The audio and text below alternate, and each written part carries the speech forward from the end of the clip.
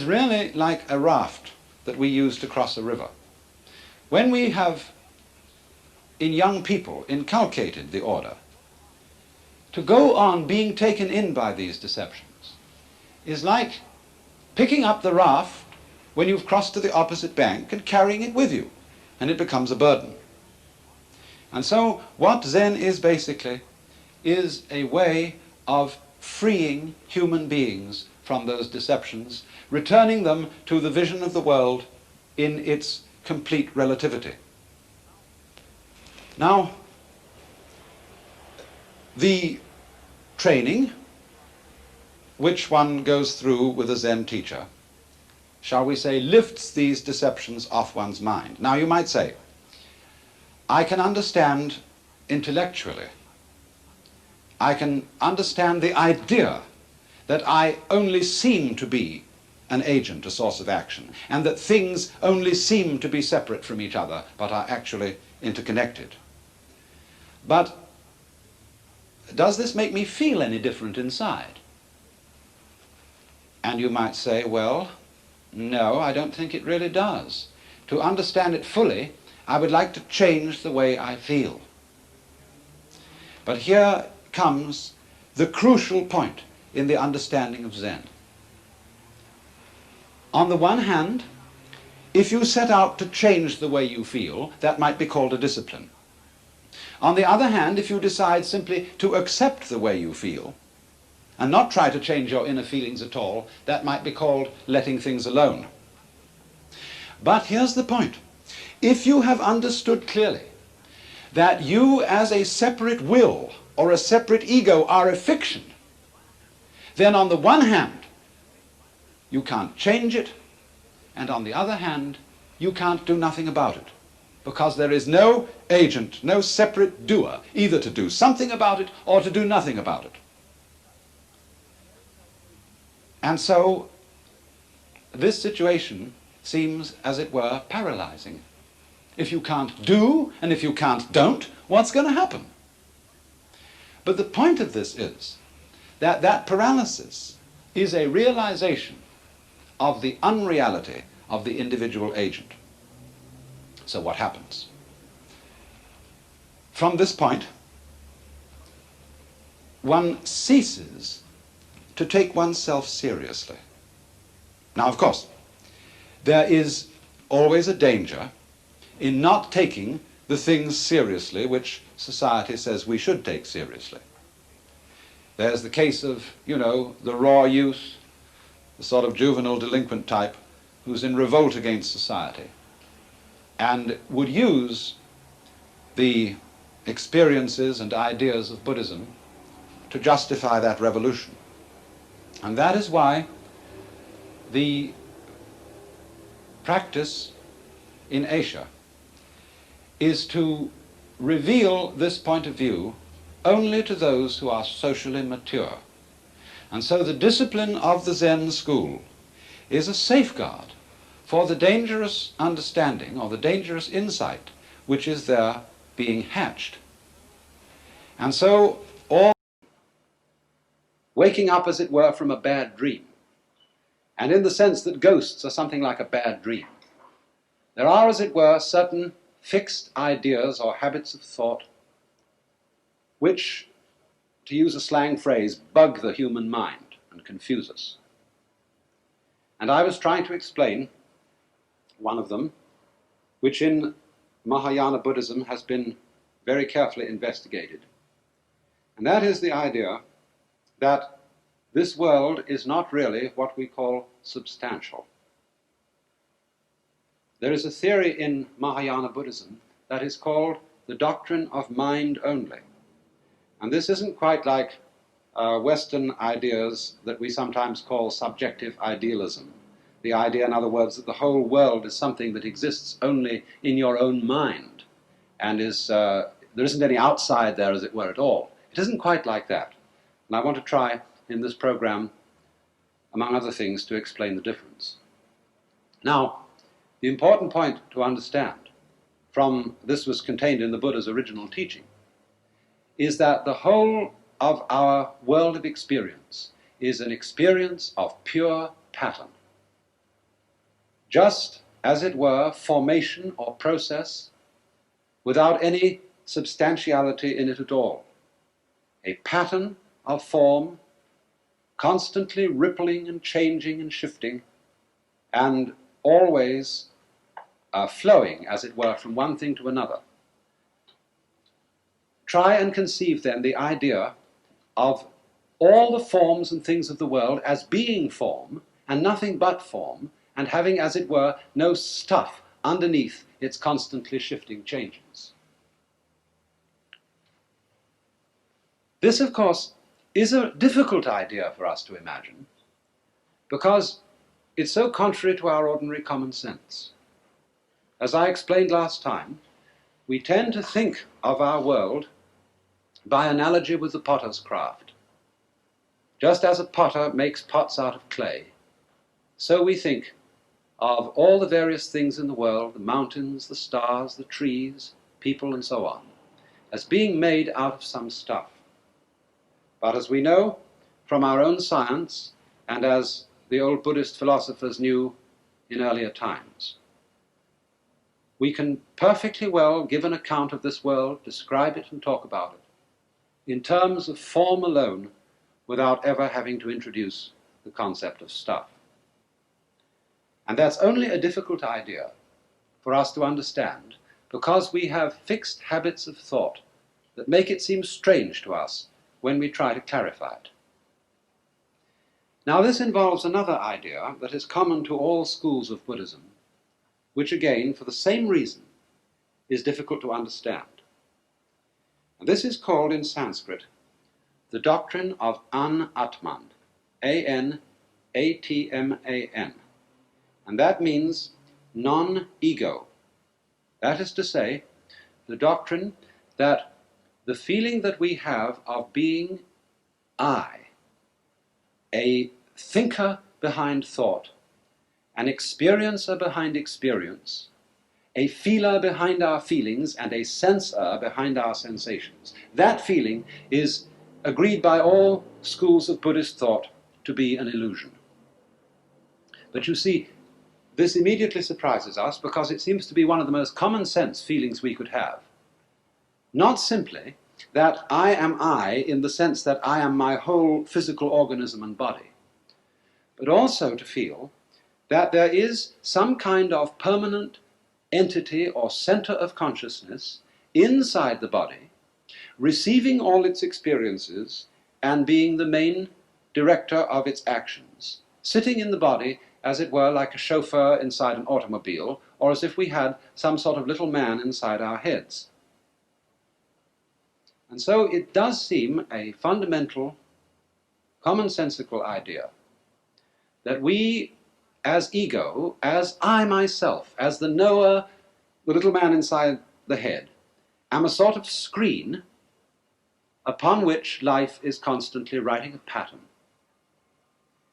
And we develop from this the fear that the writing of life upon the screen may wear the pattern out, in the same way, for example, as if I were to write here upon the sand and begin to trace patterns in it. Now, as I go on writing, the sand begins to be scattered. And so in the same way, we have, as it were, the impression that the constant motion of life is wearing out the conscious knower, the ego. And therefore, we develop a kind of resistance to experience.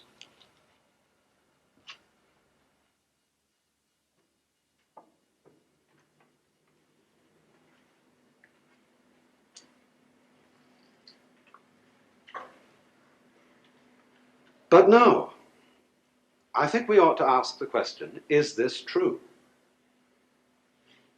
Is experience something that happens to us, that we have? Or would it be more accurate to say that there is simply a process of experiencing?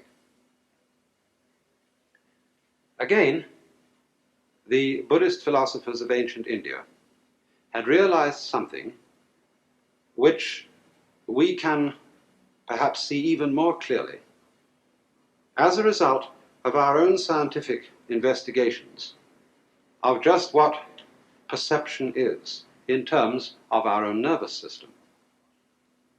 And it's rather simple to talk about this whole problem, shall we say, in terms of neurology.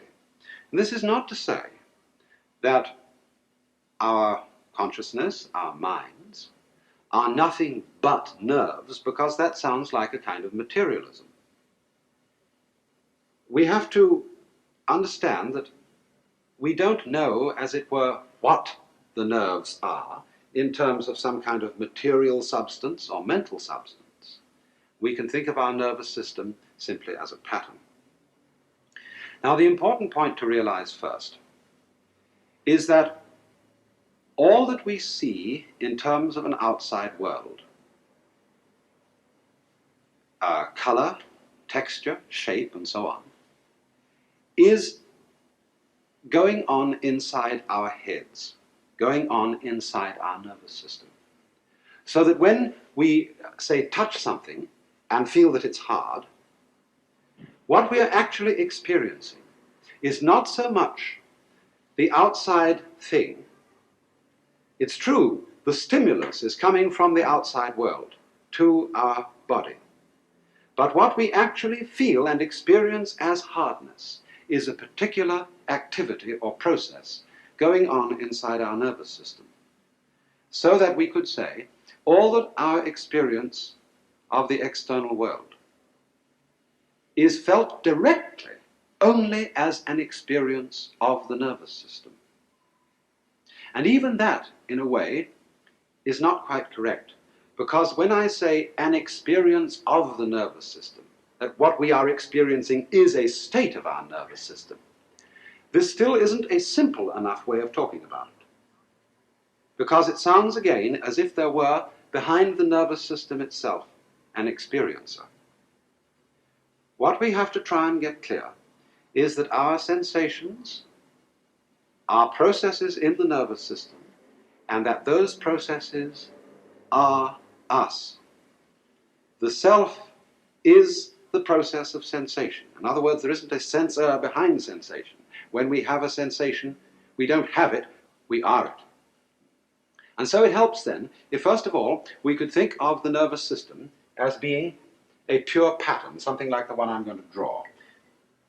I'm going to draw a pattern in 4 stages of its movement.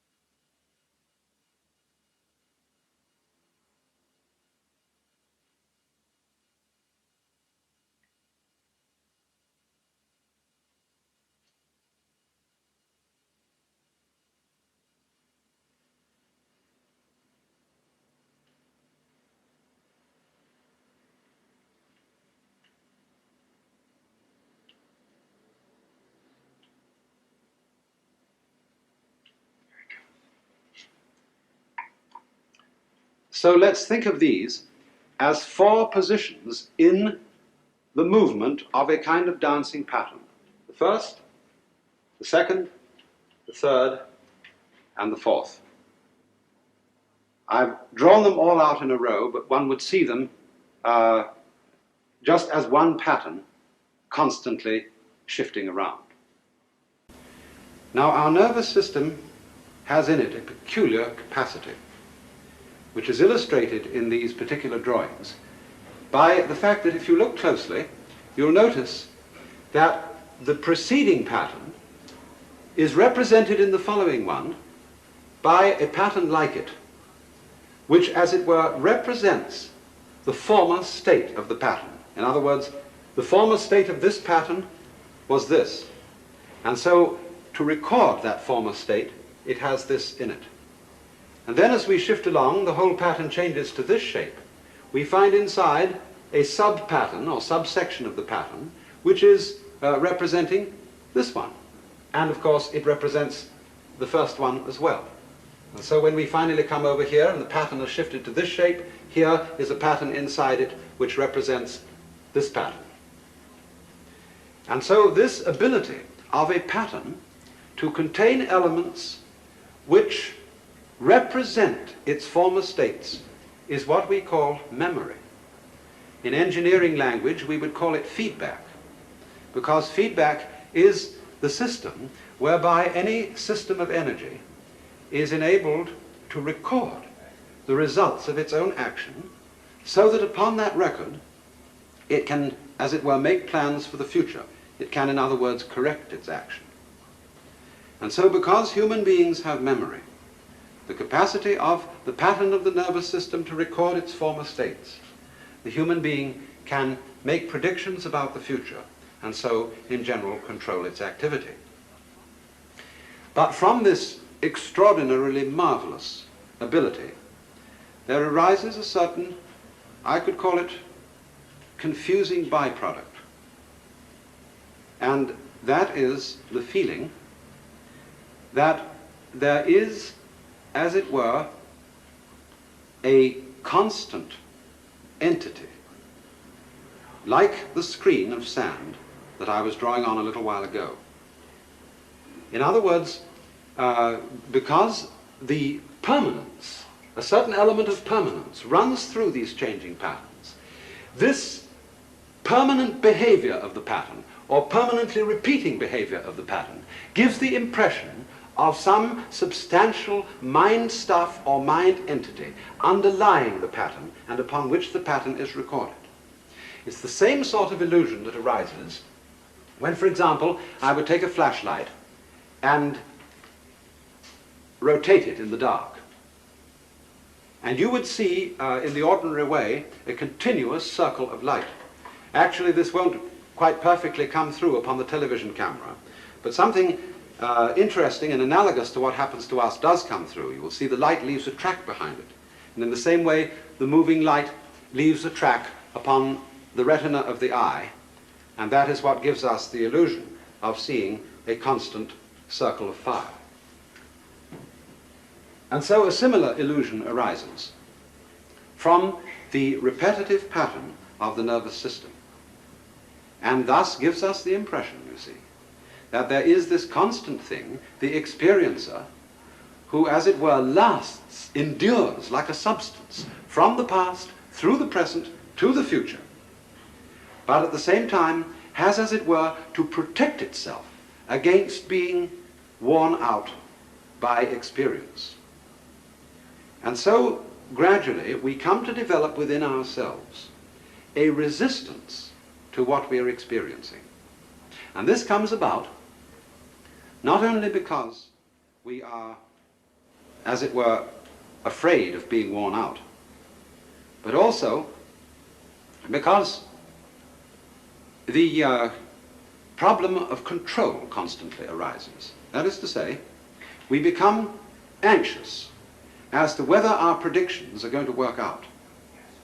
And therefore we tend to get overcautious, over-questioning as to whether our acts are exactly right or exactly wrong, whether our thoughts about them are exactly right or exactly wrong. And as a result of this, our resistance to experience builds up. And all this does is to make the whole system, the whole flowing of the pattern, operate not more efficiently, on the contrary, but stickily. That is to say, supposing when I write, I resist my own action of writing. And instead, in other words, of drawing a smooth line in a perfectly straightforward way like this, I start resisting my own movement and go.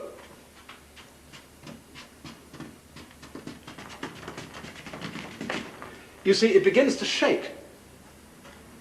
And in very much the same way, we begin to develop a kind of chronic shakiness, which we call anxiety, when we start resisting our own process of feeling too much. And as a result of that resistance, we get not only chronic anxiety, but a chronic feeling of frustration. And then, in other words, we feel, well, something's got to be done about this too. And what does that lead to, though? It just leads to more of the same kind of thing. If, in other words, we identify ourselves with this permanent and purely illusory ego substance that isn't really there, we're identifying ourselves with something abstract. We get from this a sense of a kind of voidness, a kind of hunger, which is not physical but psychic. And from that we develop a greed for events, for more and more experience, more and more time, and yet at the same time we know that the more we experience and the more we live, it's going to wear us out. And so from this kind of resistance to life, it leads to further resistance and thus to a vicious circle, which in Buddhist philosophy is called by this important term, in Sanskrit, S-A-M-S-A-R-A. Samsara, it's pronounced. Samsara. And although samsara is represented in popular Buddhist philosophy as a process of the individual being reincarnated into this world again and again and again and again, so long as he has attraction for it, the real meaning of the circle, the going round and round, is precisely the vicious circle which arises through a resistance to life which builds up into further resistance. Now we can demonstrate this in rather an interesting way, because just as this, as it were, is an attempt to split the human mind apart and turn it back on itself, so we could create a situation in the television circuit whereby we turn the television circuit back onto itself. Now you're going to see something which is nothing wrong with your television set. Don't try and turn the knobs and put it right. What we've done here is to turn the camera onto the television screen. And this sets up, first of all, a series of screens beyond screens beyond screens, and then it begins to jangle and fluctuate and wave, and you get all kinds of repeated patterns going sort of blah blah blah blah blah blah blah blah blah blah blah blah blah blah blah like that. And that is just exactly what happens to our minds. When we develop excessive self-consciousness, that is to say, an excessive sensation of difference between the experiencer and the experience, and try to make the one latch onto the other completely and control it. When, in other words, the experiencer resists experience, that's not what really happens. What really happens is simply that the whole pattern of our consciousness, of our nervous system, gets sticky and begins to jangle on itself. And under such conditions, that is to say, for example, when we are worrying about worrying, and worrying about worrying about worrying, and that sort of thing, life becomes an intolerable burden. And we say, well, let's get out of it. Well, let's get out into the garden.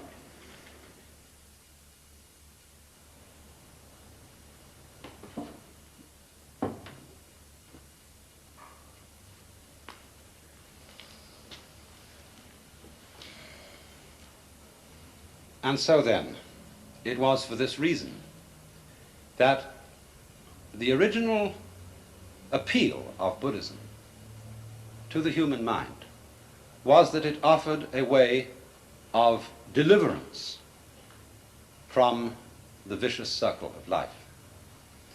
But now see an important point that is absolutely fundamental to the thinking of Mahayana Buddhism. That trying to get out is still working on the assumption that there is a real experiencer to be, as it were, extracted from experience. But what we've just discovered is that that is the illusion. There is no experiencer to be extracted from, who can escape from experience. There is simply experiencing, just the moving pattern. And in the symbolism of Mahayana Buddhism, the person who is no longer, as it were, seeking an escape from life, but has realized that it isn't something to be escaped from, is called in Sanskrit a bodhisattva. And here you see a typical and one of the most famous of the bodhisattvas called Kuan Yin, the bodhisattva of mercy, who is thought of as one who has come back into the world of everyday events, there to live it fully and to help all other beings to be delivered. In other words, the ideal of Buddhist wisdom no longer becomes, as it were, a detached and aloof sort of sage who shuns life, but one who loves life and therefore gets thoroughly involved in it. And this is very astonishingly illustrated in another bodhisattva figure who is known in Japanese as Fugen. The interesting thing about this picture is you see a woman sitting on a white elephant. Now, Fugen is usually invariably shown in male form and always sitting on an elephant. But this particular woman figure is a figure of a courtesan. It may seem surprising that a bodhisattva, a great sage, manifests in the figure of a courtesan. This idea is not to be taken exactly literally. What it means is that the courtesan represents, as it were, the most worldly of the world, and therefore represents the life, the nature, the experiencing that human beings are constantly afraid of. The bodhisattva is not afraid, but assumes this form symbolically, and therefore represents the whole attitude of, as it were, overcoming life by not escaping from it, but by accepting it completely and profoundly, through, of course, the discoverer that it doesn't have to be accepted. There is no one separate from it to do the accepting. And so there is an ancient Buddhist verse which says, "Suffering alone exists, no one who suffers. Deeds alone exist, but no doer thereof. The path there is, but no one who treads it. Nirvana, that is to say release, exists, but no one who attains it." And so you may ask then, well, what is this all?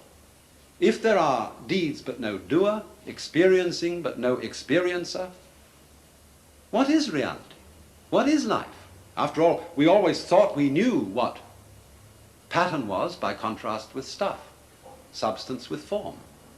But now the contrast has disappeared. We are left with the deed alone, no agent, the form alone, no stuff. What do we have? What Buddhist philosophy calls shunyata, the empty void. Void not because there's nothing there, but because our mind has no idea of it.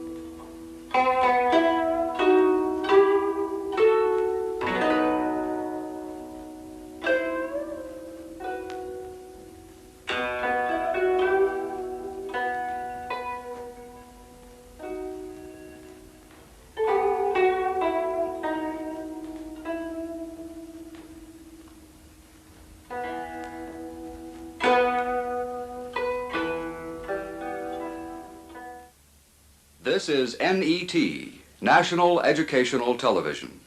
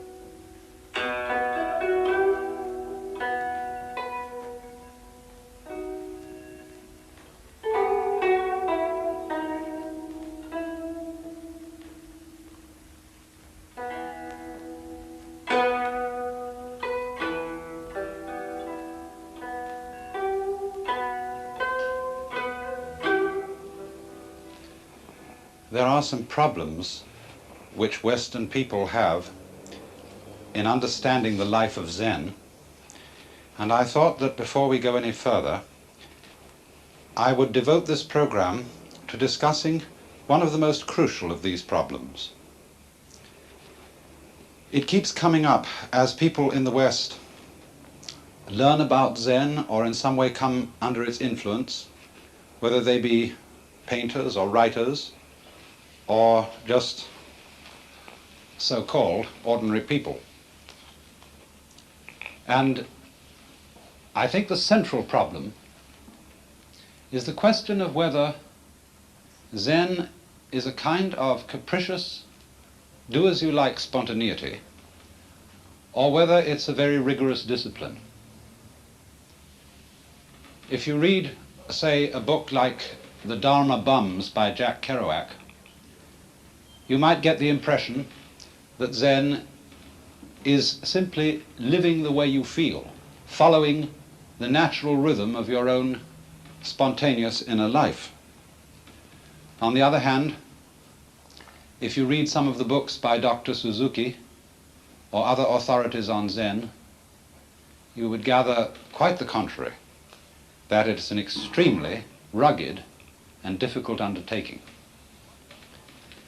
And what the old masters have to say about this is sometimes rather confusing. For example, the old Chinese master Lin Chi has this to say: in Buddhism, there is no place for using effort. Just be ordinary and nothing special. Move your bowels, pass water. When you're hungry, eat. When you're tired, go and lie down. The ignorant will laugh at me, but the wise will understand. And then another old master, Matsu, says, in the way, that is the Tao, there is nothing to discipline oneself in. If there were, the completion of such discipline would be the destruction of the Tao.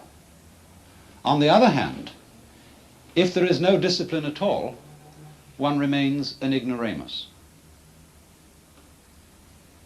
So they seem to say, no, it isn't a discipline, and yet, yes, it is.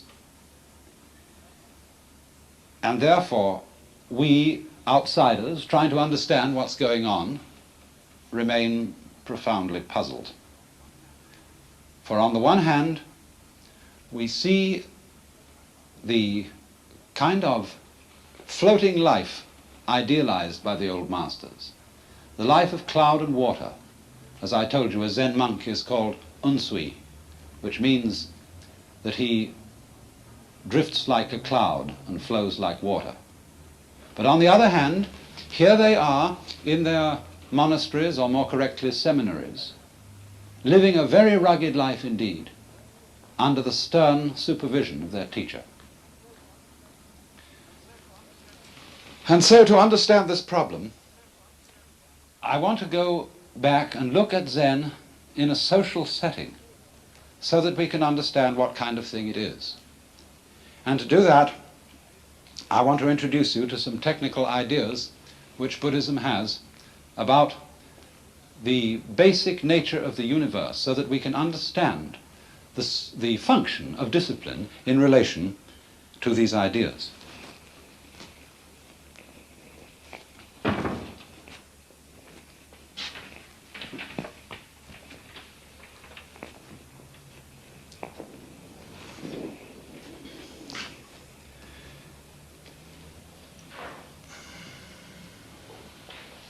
Now, there is a special word which designates the fundamental Buddhist idea of the character of the universe in which we live. And this Sanskrit word is the Dharma Dhatu. The word Dharma has many meanings in Sanskrit. Sometimes it's doctrine, sometimes it's method, but here I would say it means something like function. And dhatu means realm or world. So this is the doctrine of the whole functioning of the universe. And it gives us a picture of a universe which is completely relativistic. What does that mean? If you stand on the earth, it seems to you that the moon is moving. If you stand on the moon, it seems that the earth is moving. And there's a Zen poem which says, "Empty-handed I go, and yet a spade is in my hand. I walk on foot, and yet I'm riding the back of an ox. When I cross the river, the bridge flows, and the water is still." In other words, I don't know what an empty hand is, except in relation to a hand with something in it. I don't know what it is to walk on foot, unless it's in relation to some other kind of transportation, such as riding. And I don't notice motion, unless it's a relationship between something that's still and something that's moving. And so where you've got an idea of the universe in which everything is relative to everything else, you have, as it were, a scheme of interconnections between innumerable points, reminiscent of a spider's web with dew on it, or the image of Indra's net, which is a tremendous collection of jewels, all linked together in such a way that each jewel contains the reflection of all the other jewels. And in this sense, then, Buddhist doctrine is saying that our universe is so interconnected in all its parts that one part of it, so-called, can exist only in relation to all the others. All motion, too, is in relation to all other motion. So that there is, it works, as we would say in physical theory, as a field of forces. There is no separate center in which any motion or activity originates. All activity that occurs at any spot, as it were, originates over the whole system. And this is another meaning of the Taoist idea of Wu Wei. You remember this term, Wu, not Wei, acting or striving. The deeper meaning of this idea is that nothing acts of itself.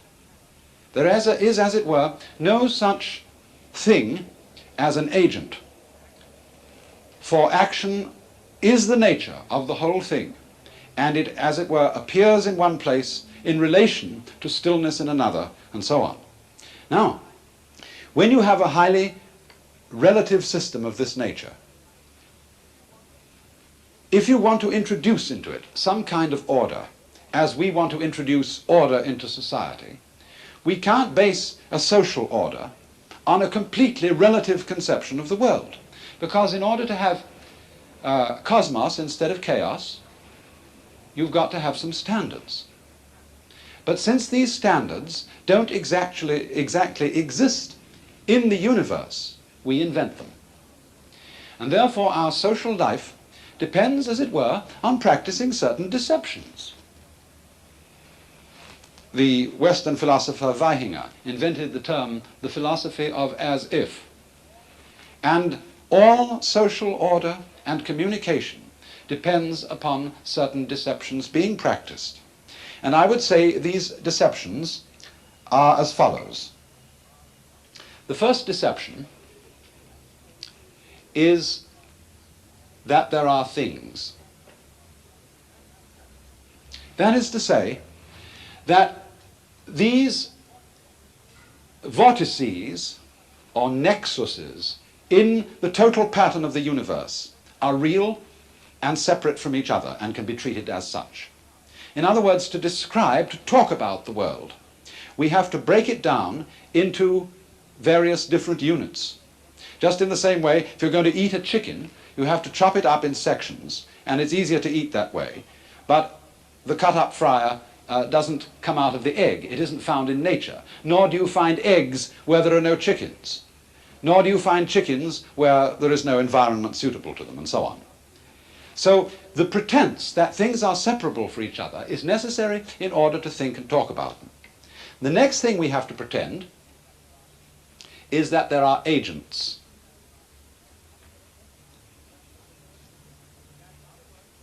That, in other words, the human individual is a separate thing, originating action and responsible for it. But in this conception of the completely relative universe, action does not originate at any particular spot. It's a property of the whole field, as it were, focusing action at these spots. But for purposes of social intercourse, we have to pretend that we are individual agents from whom action comes. And this pretense is enhanced by the third thing, the rewards and punishments.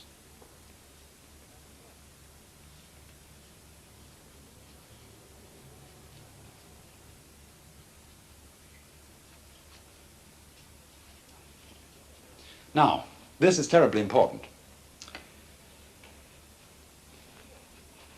The reward for regarding oneself as a responsible agent and acting accordingly is the promise of something good coming in the future, whether it be in this life or whether it be in some other life, so that we are constantly attracted and kept at this game based on these three deceptions by living for a good thing coming in the future. And this, as it were, conceals from us what our own proverb tells us in saying, tomorrow never comes. We are only really ever alive now. And we get distracted from living fully now by having our eye on the future. Now, of course, there is a reasonable advantage in planning for the future. But a person who is, as it were, hypnotized by the future and unable to be awake now really has no use in planning for the future, because when his plans develop, he won't really be able to enjoy them. Punishments are not only the punishments that parents and teachers mete out to recalcitrant children, but we begin to get the feeling that, for example, things like disease or accidents are punishments, and that death too is a punishment.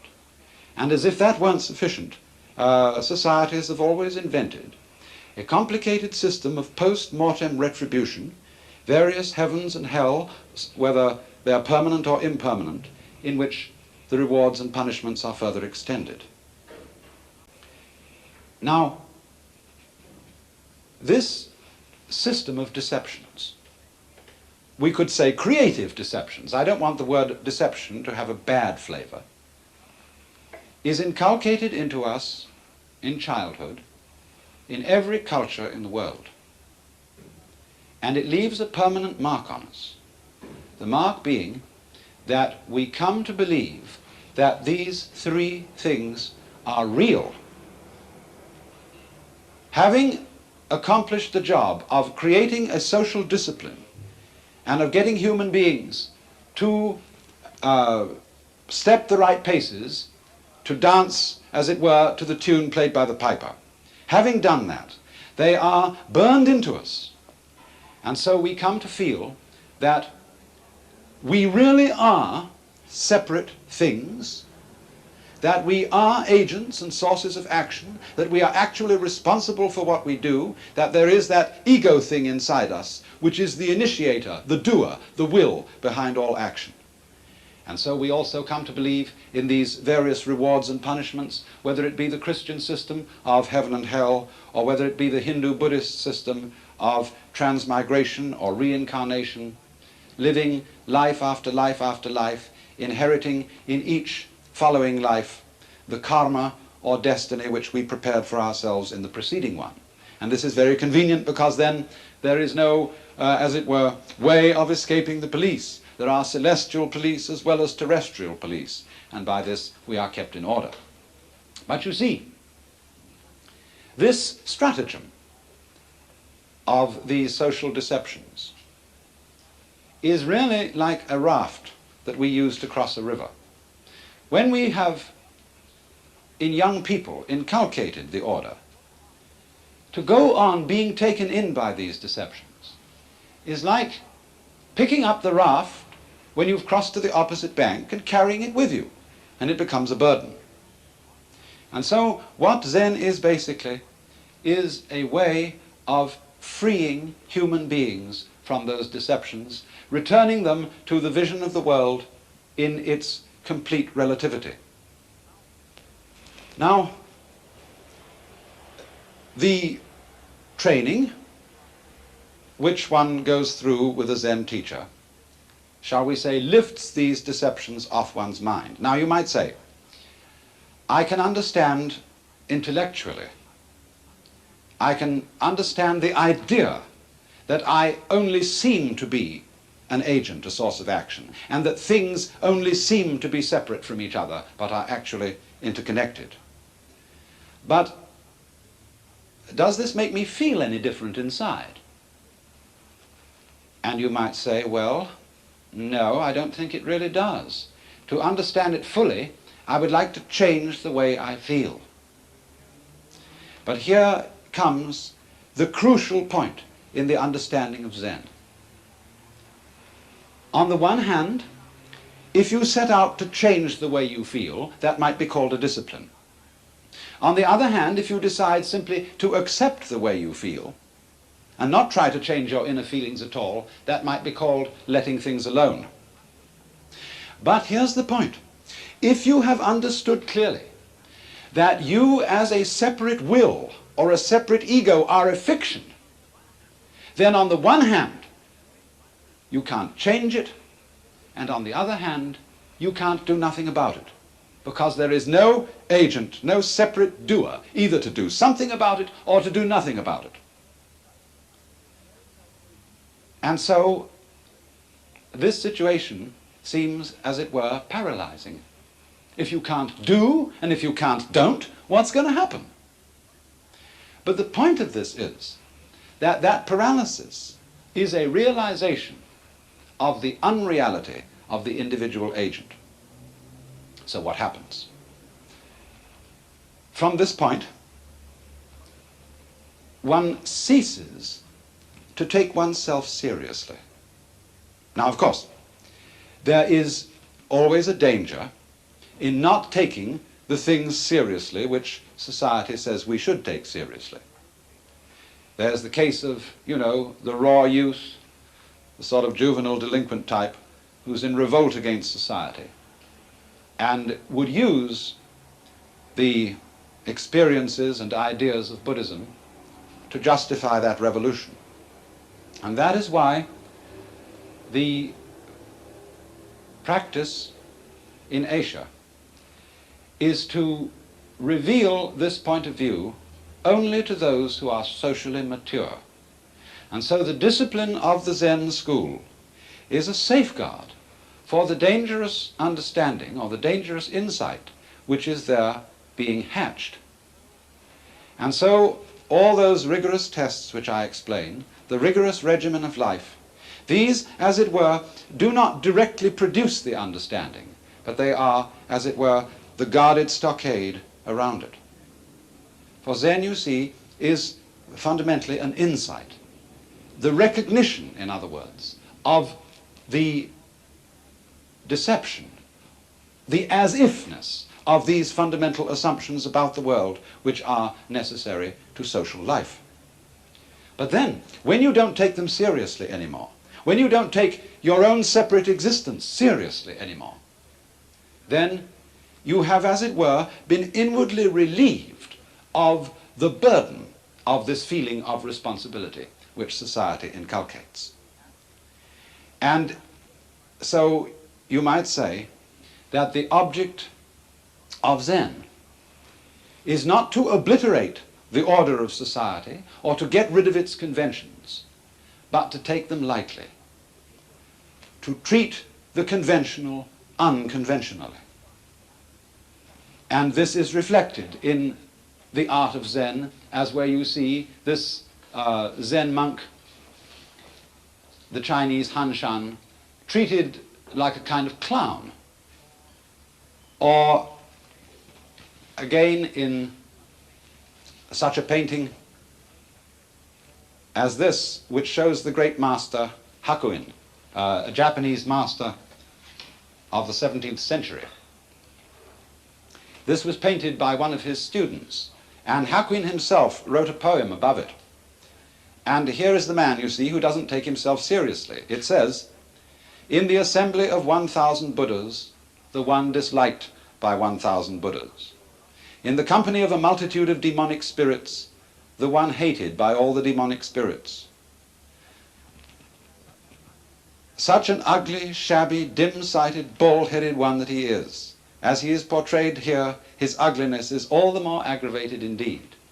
Or again, art treated artlessly in this vase of flowers by the modern Chinese painter Bai Shi, a great master of the craft of painting, but here painting almost as naively as a child, for this is artless art.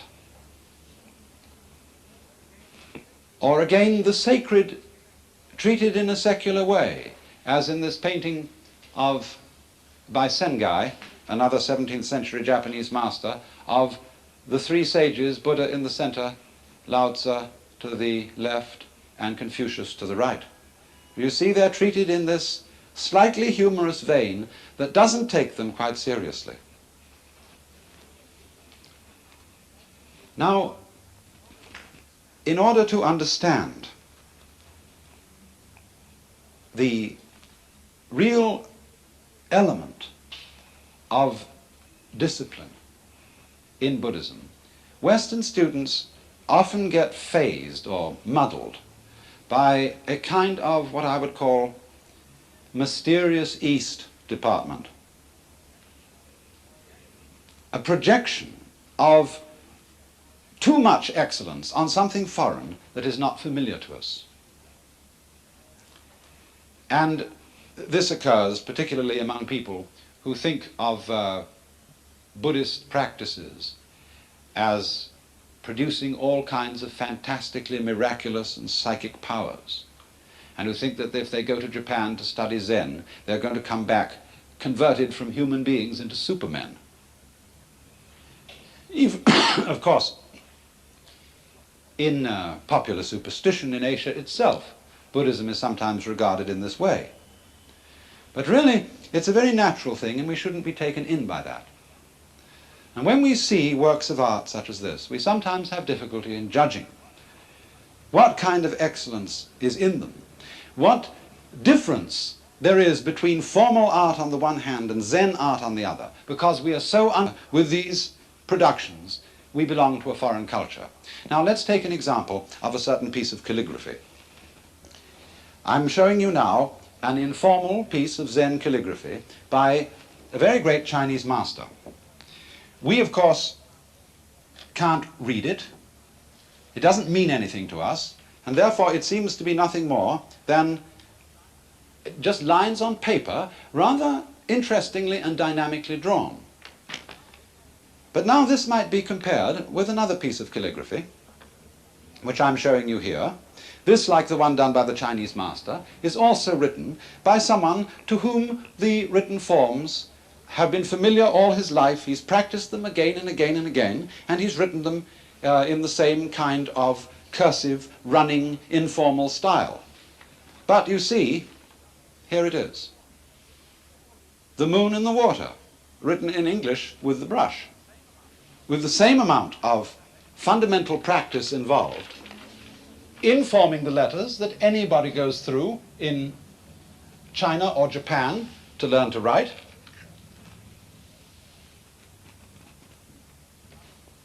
But the style is the same informality, showing the dynamics of the brush.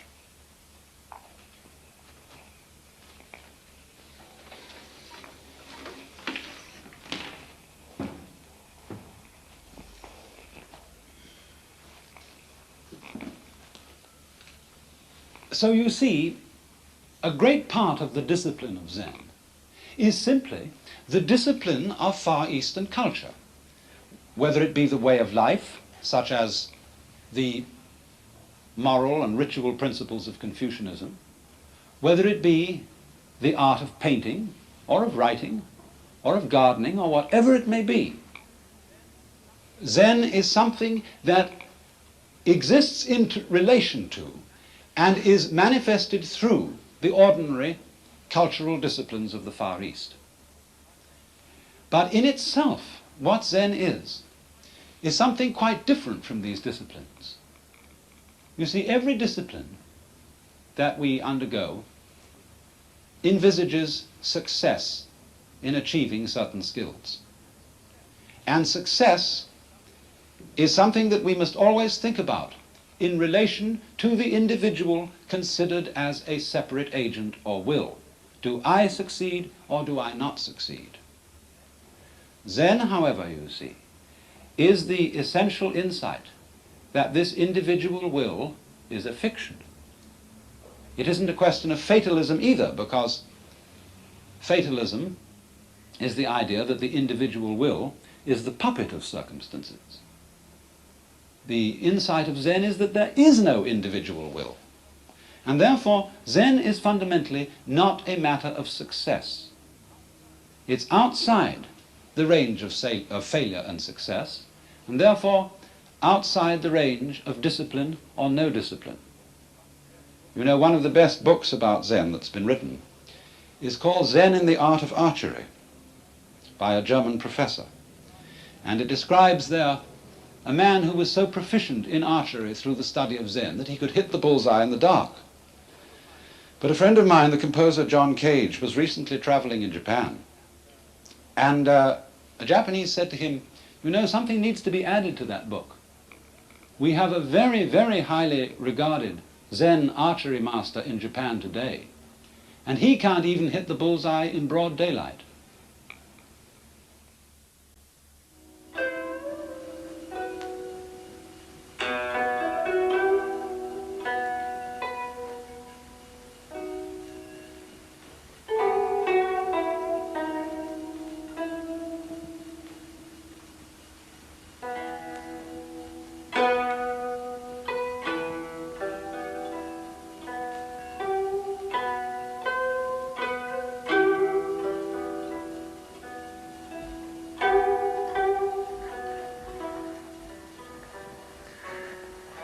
Thus far, like a typical philosopher,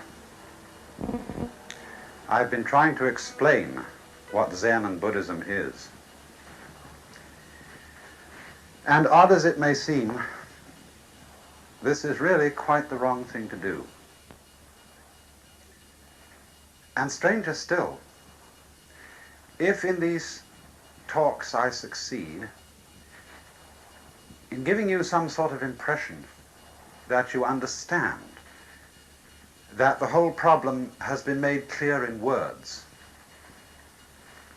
I shall really have deceived you.